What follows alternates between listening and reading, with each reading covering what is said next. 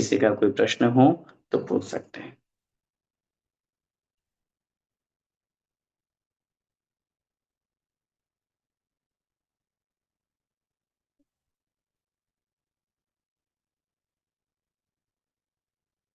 भारती जी काला। जय जिनेन्द्र भैया जी। जय श्री। भैया जी पूछना था हमें, हम आयु और गतिबंध में थोड़ा कंफ्यूज रहते हैं। जैसे गतिबंध तो हमेशा होती रहती है। आयु आयु मतलब अपने जीवन में 8 बार, मतलब 8 बार में बनती है। तो उस वक्त जब हमारी आयु बनती है तो गति कैसी रहेगी, या फिर गति रहती है वैसी ही आयु रहती है? थोड़ा सा कंफ्यूजन है। आयु कर्म 8 कर्मों में एक मुख्य कर्म कहा गया है। गति कर्म नाम कर्म का एक भेद है, पहला अंतर। जी। दोनों में चार चार भेद हैं। गति के भी चार भेद हैं, नरक गति, तिर्यंच गति, मनुष्य गति, देवगति। आयु की भी चार भेद है, नरकायु, तिर्यंचायु, मनुष्यायु, देवायु। लेकिन सबसे पहला सूत्र बनाइए, नियम है सिद्धांत का, आयु के अनुसार गति की प्राप्ति होती है। हम जिस आयु का बंध करते हैं उस अनुसार गति की प्राप्ति होती है। गति का बंध तो प्रति समय होता है, लेकिन आयु बंध, हम जो भुज्यमान हमारी आयु है, जो हम आयु भोग रहे हैं कर्म भूमि के मनुष्य तिर्यंश, आयु का त्रिभाग शेष रहने पर, जितनी हमारी आयु है उसका तीसरा भाग शेष रहने पर आयु बंध होता है।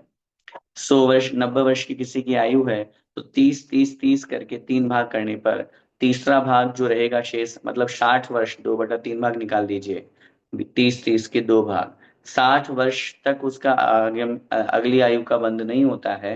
60 वर्ष पे पहला अपकर्ष काल आएगा उसका आयु बंध के योग्य काल। अगर उस समय योग्य का योग्य भाव हुए तो ठीक, नहीं तो आगे के लिए टल जाएगा।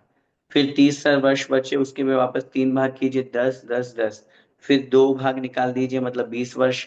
तो 60 + 20 80 वर्ष, 80 वर्ष की उम्र में दूसरा अपकर्ष काल आएगा। तो इस तरह से टोटल 8 अपकर्ष काल आते हैं। इनमें आयु बंध होता है। अगर इनमें आयु बंध नहीं हुआ तो मरण के अंतिम अंतर मुहूर्त पहले असंक्षेपाध्या काल, जो शास्त्रों में एक शब्द का प्रयोग किया गया है, उसमें नियम से वह जीव संसारी जीव है। तत्व मोक्षगामी जीवों को छोड़ करके प्रत्येक संसारी जीव नियम से आगामी आयु का बंध करता ही है। तभी तो वो अगली आयु और अगली पर्याय में प्राप्त हो पाएगा। हमें नहीं पता हमारी आयु कितनी है, अगर वो पता चल जाएगा तो फिर अंतिम क्षणों में या पहले के समय में हम विषय कषायों में प्रवृत्त रहेंगे और अंतिम दिनों में अपन उसमें लग जाएंगे। वो भी निश्चित नहीं है, क्योंकि अकाल मरण हो सकता है। तो ये कुछ चीजें ऐसी होती है जो हमारे हाथ में नहीं है। अपन तो इतना समझ लें कि अपन को प्रति समय प्रति क्षण अपने परिणाम बहुत अच्छे रखना है। तत्वार सूत्र जी के 6ठे अध्याय में चारों आयुबंध के योग्य जो निमित्त बताए गए हैं, आश्रव के निमित्त, उनका वर्णन है। हमें कौन सी आयु में जाना है वो निमित्त अपने जीवन में अपना लीजिए। नरक में जाना है तो बहुत आरंभ और बहुत परिग्रह, तिर्यंच में जाना है तो माया तैर्य, देव पर्याय में जाना है तो सराग संयम, संयमा संयम, अकाम निर्जरा, बाल तप, इनका पालन करना। मनुष्य पर्याय में जाना है तो वहां पे निशील व्रतत्वम च सर्वेशम, या इसके अलावा स्वभाव मार्दवम च, ये सब चीजें जो होती है, अल्पारंभ परिग्रहत्व मानुषस्य। तो ये पढ़ करके अपन को अपने जीवन में अगले भव की तैयारी का भाव रखना चाहिए। अच्छे परिणाम रखेंगे तो अच्छी आयु बंद होगी और उस अनुसार अपन को गति की प्राप्ति होती है।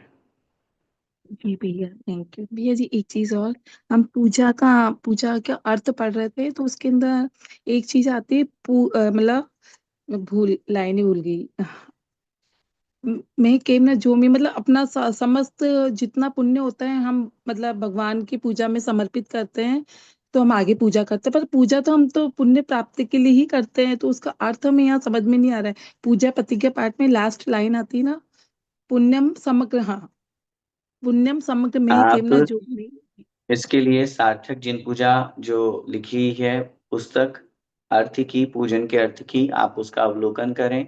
पुण्यम समग्र महमेक मना जुहोमी, वहां पे सामान्य अर्थ प्रतीत होता है कि मैं अपने समस्त पुण्य को यहाँ पर हवन और आहुति में समाप्त करता हूँ। लेकिन वहां पर अर्थ जो निकल करके आ रहा है, पुण्यम माने पवित्र, समग्र माने सामग्री। मैं पवित्र सामग्री को एक मना माने एक मन वाला होकर, एकाग्र चित्त होकर, हे भगवान आपके श्री चरणों में समर्पित करता हूँ। तो ये एक सही अर्थ है, आगम का अर्थ है। पुण्य की प्राप्ति के लिए पूजा की जा रही है, और पूजन में ही पहले कह दिया सारा पुण्य में जला रहा हूँ, अग्नि में डाल रहा हूँ, तो वो भाव वहां नहीं है। एकांत पक्ष के लोगों के द्वारा इस तरह से अर्थ निकाला गया है, लेकिन हमने मूल परंपरा को ध्यान में रखते हुए, पूर्वाचार्य पूर्व के जो विद्वान हुए हैं उनको अनुसरण करते हुए, हमने भी उसका अर्थ उस पुस्तक में यही लिखा है।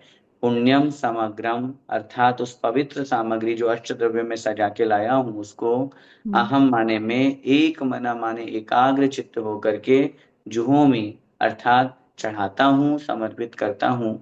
ये उसका अर्थ अपन को वहां ग्रहण करना चाहिए। जी भैया, भैया जी एक और चीज, जैसे हम स्वाध्याय करते हैं, हम पढ़ते हैं, तो हम किसी का, जैसे किसी की संख्या या किसी की भेद याद कर रहे हैं, तो हमने स्वाध्याय में जैसे पढ़ा, तो ये होता है हम उसको ना दिन भर कुछ ना कुछ ना, मतलब उसको दिमाग में लेते रहते हैं, या सोते वक्त भी हम वापस उसको रिपीट करते हैं। तो बोलते हैं सोते वक्त हमें करना चाहिए नहीं करना चाहिए, याद करने के हिसाब से? कोई आपत्ति नहीं है, अगर किसी विषय को हमारे स्मरण में लेके आ रहे हैं तो यह तो अच्छी बात है, हमारा समय शुभ उपयोग में जा रहा है। बस ये ध्यान रहे, आचार्य प्रणीत कोई ग्रंथ हो, कोई स्तोत्र आदि हो, तो वो हम सुने नहीं चला करके, अगर दूसरे कार्य कर रहे हैं तो। बाकी अगर हम स्मरण में ला रहे हैं, दिन में हम कोई कार्य कर रहे हैं और उसमें हमारे माइंड में वो चीज घूम रही है, सोते समय यदि हमारे माइंड में वो चीज घूम रही है, तो उसमें कोई आपत्ति नहीं है।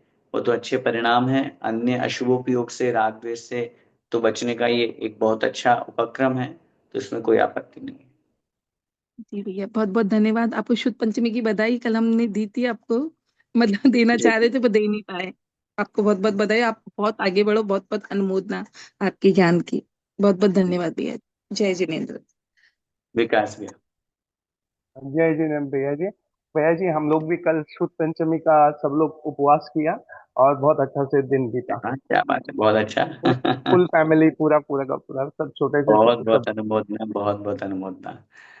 हाँ।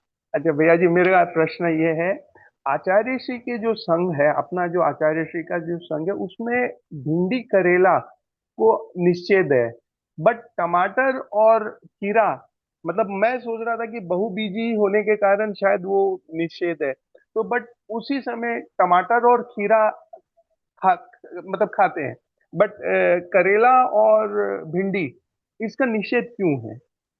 देखिए, सबसे पहली बात तो बहुबीज की डेफिनेशन क्या है।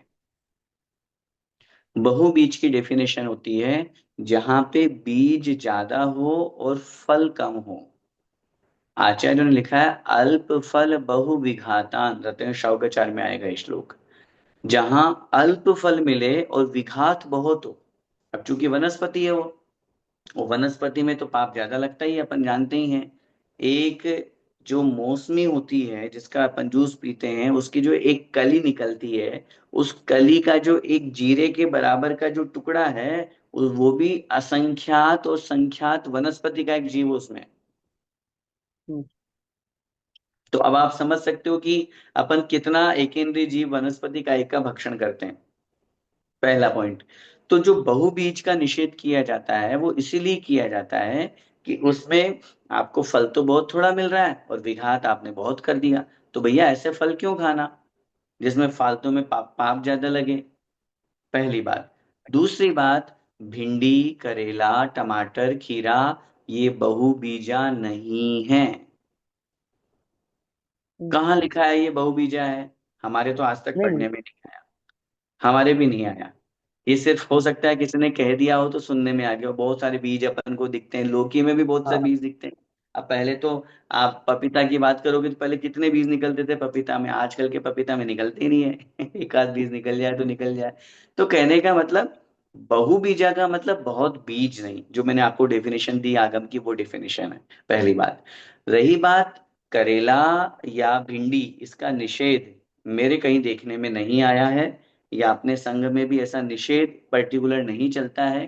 कोई अगर मुनि महाराज जी ये नहीं लेते हैं, तो उनका सीधा सा तात्पर्य होता है कि इनमें जीव हिंसा होने का ज्यादा भय है। भिंडी में कीड़े बहुत जल्दी लग जाते हैं, तो जल्दी लग जाने के कारण से अपन उसको बहुत बार होता है कि नहीं संवार पाते हैं, अच्छी तरह से नहीं सुधार पाते हैं, और उनमें कीड़े या लटों की संभावना ज्यादा होने के कारण से ज्यादातर लोग भिंडी का त्याग कर देते हैं।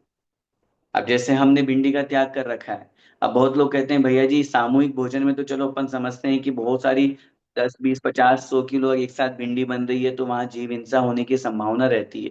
लेकिन घर में तो अपन एक एक भिंडी सुधार करके फिर बनाते हैं, तो ठीक है, वो तो चलो त्याग हो गया, तो वो तो एक विकल्प है। लेकिन कहने का तात्पर्य यही है कि वहां जीव हिंसा की संभावना, लटों की कीड़ों की उत्पत्ति की संभावना ज्यादा होने के कारण से उनका भक्षण नहीं किया जाता है, या कोई मुनि महाराज या कोई भी मारिका माता जी उनको त्याग करने की भावना रखते हैं। बाकी इसके अलावा बहुबीजा का वहां कोई विकल्प नहीं है। बाकी हमने अपने ही संघ में भिंडी चलते हुए भी देखी है, करेला चलते हुए भी देखा है, खीरा ककड़ी भी चलते हुए देखी है। इसलिए उसमें ऐसी कोई आपत्ति नहीं है। स्पेसिफिक किन्हीं मुनि महाराज की या चतुर्विद संघ में किन्हीं के भी अगर त्याग होता है तो उनकी भावना यही रहती है भाई ठीक है, इसमें विकल्प ज्यादा रहता है, श्रावक हो सकता है, अनजाने में कभी कभी हो जाता है, अपन पीस करते हैं तो वो अच्छी तरह से देख नहीं पाता है, तो उस दृष्टि से शायद उन्होंने त्याग कर दिया हो। आप भिंडी का त्याग किस लिए लिए भैया जी? अब मेरी तो कहानी कुछ और है, चूंकि अब आपने पूछा है तो मैं भिंडी खाता था। शादी के बाद पता चला सुप्रिया जी ने भिंडी का त्याग कर रखा है, तो उन्होंने कहा कि हम मैं भिंडी नहीं खाती हूँ। तो मैंने कहा जब तुम नहीं खाते हो तो मेरे अकेले के लिए क्या भिंडी बनाओगे, तो मैं आज से भिंडी का त्याग करता अरे हूँ। वाह, ठीक है, ठीक है। तो मैंने उसी दिन धन्यवाद छोड़ भैया दिया था। बाकी सामूहिक में मैं नहीं खाता था, ये मेरे को जैसे अब हॉस्टल में हम जब रहते थे, अभी भी है रहते हैं, लेकिन जब अब चूंकि बच्चों के साथ में पूरा मेस में भोजन बनता है, भोजन सब शुद्ध बनता है, आटा मसाला सब वहीं पिसता है, सब बहुत अच्छे से देख शोध करके सारी चीजें करते हैं। लेकिन अपन भी समझते हैं कि जहाँ 250 लोगों का भोजन प्रतिदिन बन रहा हो सुबह शाम अलग अलग, और 40 50 किलो भिंडी अगर बनाई जाएगी, तो वो कोई कितना देख पाएगा। तो वो एक विकल्प तो मेरे मन में हमेशा रहता ही था। लेकिन वही है कि एक त्याग का निमित्त नहीं बन पा रहा था। इधर सुप्रिया जी का आना हुआ, त्याग का निमित्त बना, तो हमने कहा चलो छोड़ो विकल्प खत्म करो। तो वो वाला चीज कभी कभी संयोग बन जाता है, तो इसलिए फिर वो एक उस रूप में हमने छोड़ दिया। बाकी बहुत से फिर कह रहा हूँ, बहुत से मुनि महाराज लेते हैं, लेने में कोई आपत्ति नहीं है। त्याग करना जरूरी हो ऐसा नियम नहीं है। उसके अलावा और भी बहुत सारी ऐसी चीजें हैं जो त्याग करने योग्य है, वो अपन नहीं कर पा रहे हैं और अपन इसका कर रहे हैं। तो अब जैसे एक एग्जांपल समझिए, एक बार पहले भी बात आई थी, अब बहुत से घरों में अचार गला के खाया जाता है, बहुत दिन पुराना अचार गला देते हैं, केरी का है, नींबू का है। अब वो तो त्रस जीवों का पिंड है, उसमें तो अपने अपने अचार की मर्यादा है 24 घंटे की। अब कितने दिनों पुराना हो गया, महीने, 2 2 महीने, 3 3 महीने पुराने अचार गला के लोग अपने घरों में उपयोग करते हैं। हो सकता है, होता है कि नहीं, करते हैं उपयोग। तो अब वहां तो त्रजीवों की हिंसा हो रही है। अपन इधर आलू प्याज जमीकंद को छोड़ने की बात कर रहे हैं, और उधर अचार तो खूब खा रहे हैं, मजे से ले रहे हैं, बाजार का अचार खा रहे हैं, बाजार का पिज्जा बर्गर मोमोज खा रहे हैं, और इधर अपन बोल रहे हैं साहब आलू प्याज छोड़ो। तो पहले अपन को ये विवेक रखना है, त्रस जीवों की हिंसा ना हो, स्थावर पे अपन बाद में आए। लेकिन इसका मतलब ये नहीं कहूंगा कि आलू प्याज शुरू कर दो। लेकिन मेरा ये भाव रहता है, ये कहने का एक तात्पर्य है कि जहां पहले त्रय जीवों की हिंसा हो रही हो उन चीजों पे भी अपन को ध्यान देना चाहिए, और फिर उसके बाद में व्यर्थ में स्थावर जीवों की हिंसा ना हो, अनंत कायिक स्थावर जीवों की हिंसा ना हो, अभक्ष्य हम ना ग्रहण करें, वो भी भाव अपना होना चाहिए। बहुत बहुत धन्यवाद सर। जय जी। जय जय। नेहा जी। जय जिनेन्द्र पंडित जी, अभी आपने आयु और गति कर्म के बारे में बताया, तो जो मुझे समझ में आया, मतलब जैसे सपोज किसी इंसान की 100 वर्ष की आयु है तो उसका 1/3 पार्ट निकल गया, तो अगर उसकी 33 वर्ष में 33 वर्ष में उसकी गति बंद होगा, यही बोलना चाहते हैं आप? मतलब जैसे नहीं, प्रतिबंध तो प्रति समय हो रहा है, डे 1 से हो रहा है, अभी भी हो रहा है, प्रतिपल हो रहा है।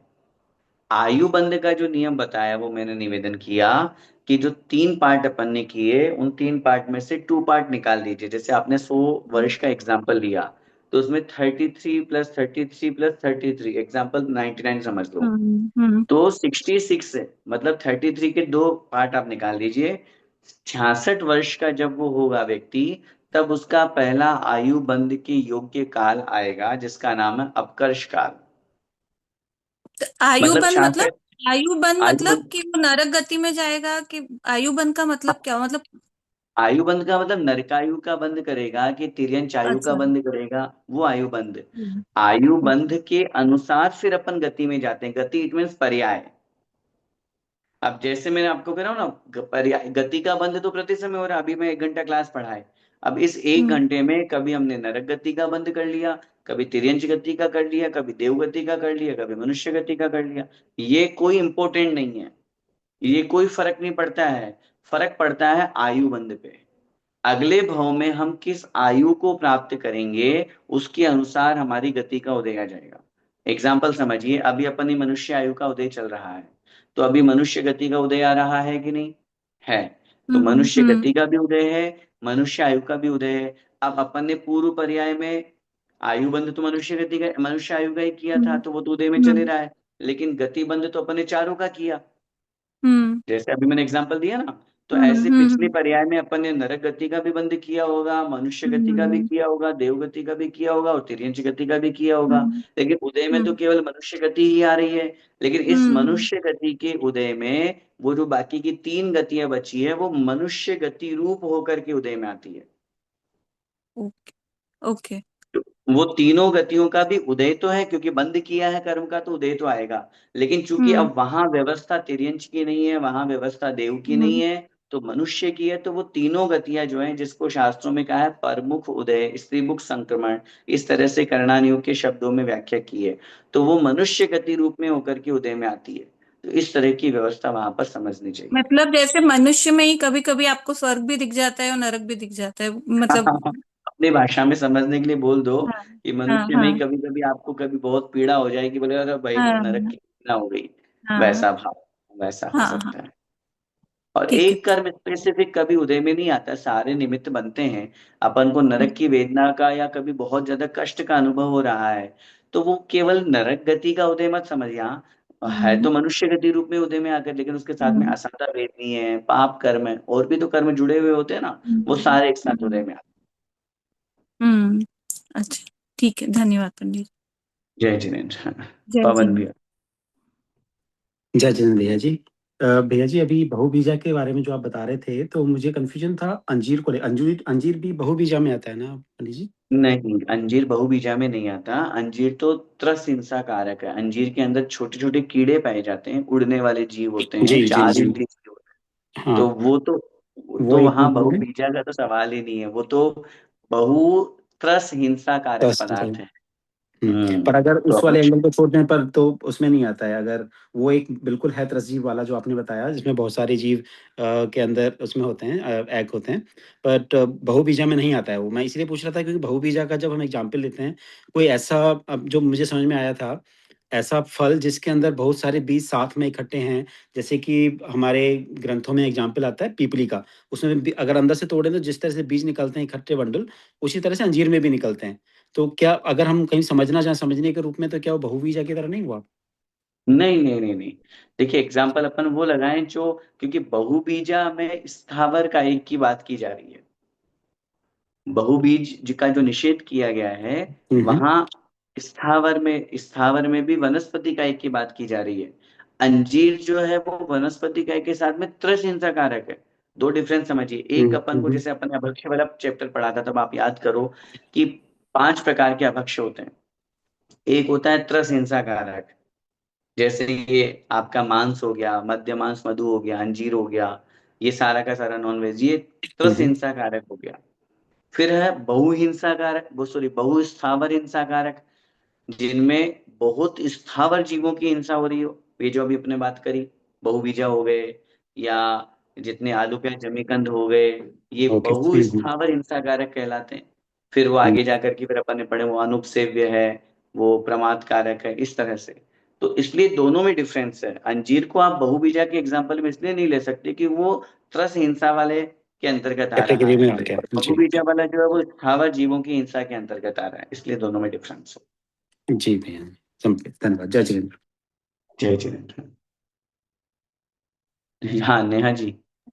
हाँ पंडित जी, जैसे अभी आपने आयु और गति में बोला, तो जैसे कोई कुत्ता, जैसे एक एक एग्जाम्पल आता है कि कुत्ता तो है पर वो बहुत मतलब अमीर आदमी का कुत्ता है, तो मतलब आयु तो उसने कुत्ते का बंद किया है, पर अमीर का है तो मतलब उसने कुछ अच्छे कर्म भी किए हैं इसलिए वो अमीर का हो गया, या आचार्य अच्छा श्री उसको कहते सब थे, सुविधा मिल रही है आचार्य श्री इतनी। कहते थे, सुनो, आचार्य श्री कहते थे, कोई मनुष्य है खूब पुण्य करता है, धर्म भी करता है, लेकिन मायाचारी कर रहा है, तो मायाचारी के प्रभाव से बंद तो गया तिर्यंच। कुत्ता तो बन गया, लेकिन कुत्ता भी मर्सिडीज का बनेगा जो घूमेगा। तो पुण्य जो किया वो तो कहीं ना कहीं प्रभाव दिखाई गई, और पाप रूप जो मायाचारी की वो उसने तिर्यंच बना दिया।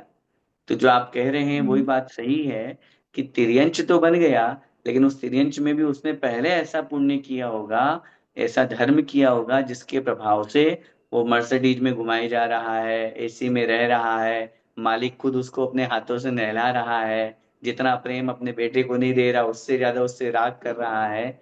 तो कहीं ना कहीं पूर्वा पर संबंध होता है। हम तो यही कहते हैं, या तो वो मालिक पूर्व पर्याय में कुत्ता होगा, या अगले भाव में कुत्ता बनने की तैयारी कर रहा होगा। कहने का नहीं, मैं भाव। इसको आयु और गति के हिसाब से समझ रही थी, मतलब कि आयु आयु कुत्ते का बांधा है, पर गति उसको आयु मनुष्य क्योंकि कुत्ते की अच्छे नहीं हैं। बांधी जाती है, आयु तिर्यंच की बांधी जाती है। हाँ, तिर्यंश की, तिर्यंत सॉरी, में हाँ। आयु बांधने हाँ। के बाद में गति अर्थात पर्याय, उसको कौन सी पर्याय मिलेगी, वो तिर्यंच गति में, जो तिर्यंच के पर्याय में बहुत सारी पर्याय होती है, उसमें उन्हें कुत्ते की पर्याय मिली। और वो जो मैंने, आप जो कह रहे हैं वही बात रिपीट कर रहा हूँ। तो गति और आयु इसी तरह से अपन को समझना चाहिए, पुण्य जो किया तभी तो वो आज इस अच्छा कुत्ता बना, और अगर पुण्य नहीं करता तो गली का आवारा कुत्ता बनता। हम्म। वो प्रभाव समझना चाहिए। और पंडित जी, पापड़ भी खाते हैं, उसमें भी त्रस्त जीवों की हिंसा होती है, नहीं, अगर वो पापड़ में मर्यादा से तहजीबों की हिंसा नहीं है। मर्यादा से बाहर है तो। हाँ हाँ, वो तो है ही सही, मर्यादा से बाहर तो कोई सी भी चीज अगर अपन ग्रहण करेंगे, आटा भी ग्रहण करेंगे, आटा है, मैदा है, पापड़ है, अचार है, बड़ी है, ये सब मर्यादा से बाहर होते हैं तो इनमें त्रस्त जीव पैदा होने लगते हैं। धन्यवाद पंडित जी, धन्यवाद। जय जिनेन्द्र। जय जय। आइए जिनवानी स्तुति। जा वाणी के ज्ञान ते सूझे लोकालोक, सो वाणी मस्तक नमु सदा देत हूँ ढोक। हे जिनवाणी भारती तो हे जपू दिन रैन, जो तेरा शरणा गए सो पावे सुख चैन। देव भजू अरिहंत को गुरु सेवा निर्ग्रंथ, दया धर्म पालू सदा यही मोक्ष का पंथ। नो वर्णन।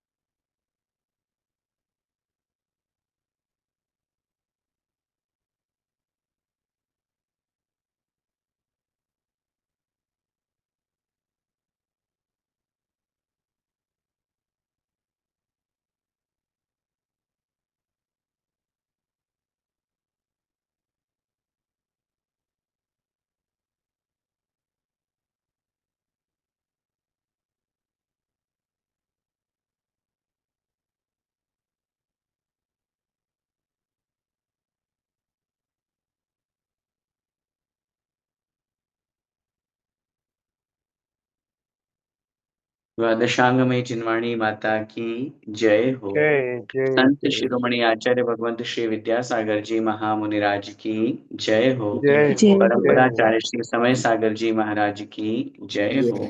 परम पूज्य जय हो गुरुदेव जय व्यापक हो। श्रमण मुनि पुंगव श्री सुधा सागर जी महाराज की जय हो। सुधा सागर अठाई जय हो स्वर्गीय समस्त मुनिराजों महाराज की की जय हो। जय हो जय सभी को हो जय जय जिनेन्द्र। हो। जय जय जिनेन्द्र जिनेन्द्र। जय जिनेन्द्र जय जिनेन्द्र। जय जिनेन्द्र।